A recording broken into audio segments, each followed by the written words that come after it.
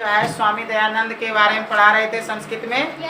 आज आधा दूर तक हम समझा दिए थे, आज उतना दूर तक का फिर से रिवाइज करवा देते हैं। ठीक है, कैमरा को देखने में नहीं रहना। ठीक है, अपना फोकस करो पढ़ाई पे। कैमरा ये अपना काम कर रहा है, इसके लिए अपना काम है और तुम्हारा काम है पढ़ना।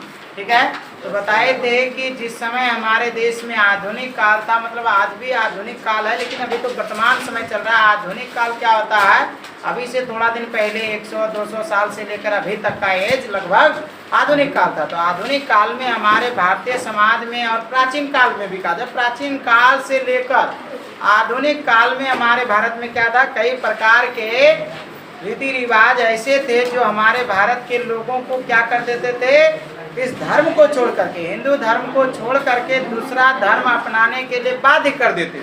ठीक है, शांति से सुनो। उसी को दूर करने के लिए भारत में जो समाज में कई सारे खराब रीति रिवाज फैले हुए थे, उनको खत्म करने के लिए क्या किए, यहाँ पर कई सारे महान समाज सुधारकों का जन्म हुआ। उन्हीं में से डॉक्टर भीमराव अम्बेडकर हो गए, विद्यासागर हो गए, और भी कई सारे था, महात्मा गांधी हो गए। इसके अलावा हमारा स्वामी विवेकानंद हो गया, स्वामी दयानंद सरस्वती हो गया। ये सब लोगों ने हमारे भारत में प्रचलित खराब रीति रिवाजों को क्या किया, जिससे कि हमारा समाज बेकार होता जा रहा था, इसको स्वतः सही करने का जो है, लोगों तक पहुंचाने का, इनको सही रास्ता दिखाने का काम किया।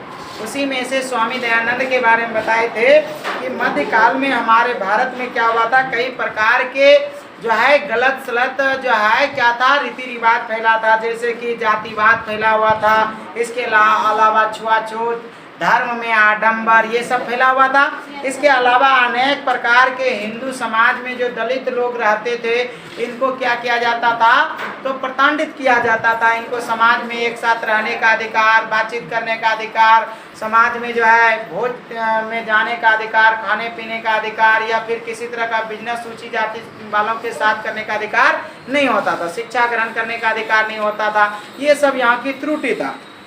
ठीक है, तो इसी धारा 19वीं शताब्दी में इसको खत्म करने के लिए कई सारे समाज सुधारकों ने जन्म लिया। तो 19वीं शताब्दी में ही 1824 ईस्वी में क्या हुआ था, हमारे देश में एक वैसे महान व्यक्ति का जन्म हुआ था, जिन्होंने हमारे देश में पहले खराब रीति रिवाजों को क्या करने के लिए, खत्म करने के लिए क्या किया, काम किया।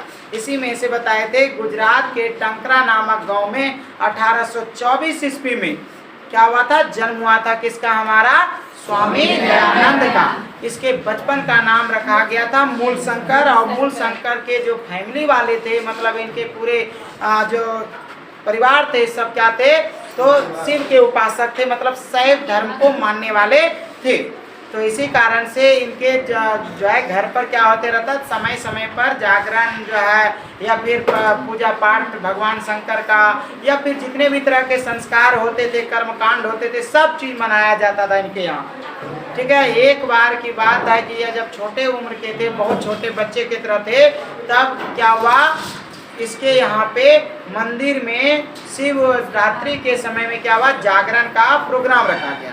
जागरण में यह जब गया वहाँ देखने के लिए, तो इन्होंने देखा रात्रि में कि क्या हो गया था, ये जो शिव भगवान पे चढ़ाया गया क्या था, प्रसाद था, उसको चूहा क्या कर रहा था, खा रहा था। इसको देख करके इनके मन में त्रुटि आ गया इस बात का कि अगर किसी चीज को हम मानते हैं इतने सर्वश्रेष्ठ तरीके से कि ये हमारे लिए ईश्वर है, और ईश्वर को हम खाने दिए, ईश्वर भी नहीं खाया, और इसके अलावा ईश्वर जो है अपना खाना दूसरे को दे रहा, कुछ खा भी नहीं रहा, दूसरा इसका उठा करके चला जा रहा।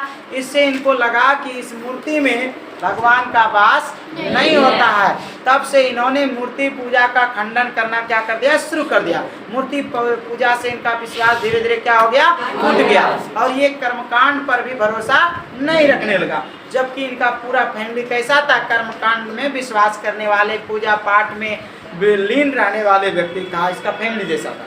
लेकिन इन्होंने इन सबको क्या करने लगा, धीरे धीरे छोड़ने लगा। आगे चल के इनको पढ़ लिख करके इनका विवाह कराया गया। विवाह करने के कुछ समय बाद क्या हुआ, तो इनका जो है इनकी पत्नी का देहांत हो गया। पत्नी के देहांत हो जाने के बाद इनके मन में वैराग्य की भावना जग गई। क्या जग गई? वैराग्य की भावना। वैराग्य समझता है ना? वैराग्य